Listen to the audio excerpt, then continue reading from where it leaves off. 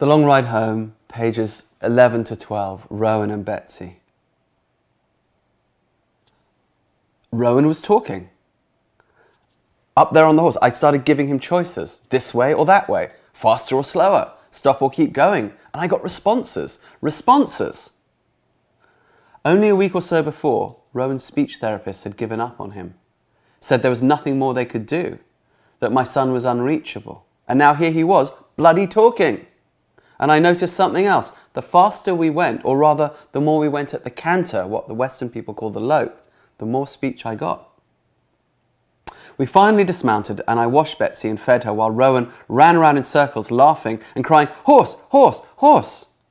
Excited beyond measure, I rushed back home to Kristen, who was busy writing up some research in the quiet time she had while I was looking after Rowan, and shouted, "He's talking, he's talking!" My wife looked at Rowan, by now back in his own world and lining up his toys in classic autistic fashion. Never a great one for horses herself, she was nonetheless tolerant of my own obsession. "That's nice, dear," she said, and went back to her psychology research paper. But he had talked. He really had. And the next day, back in the saddle with me once more, he did it again. The door into his world had opened a crack, and I was going to follow him through it, on horseback. This was adventure, right here in my own backyard.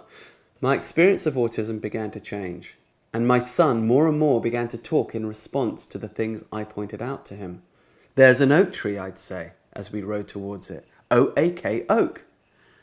We'd pick edible berries as we rode by.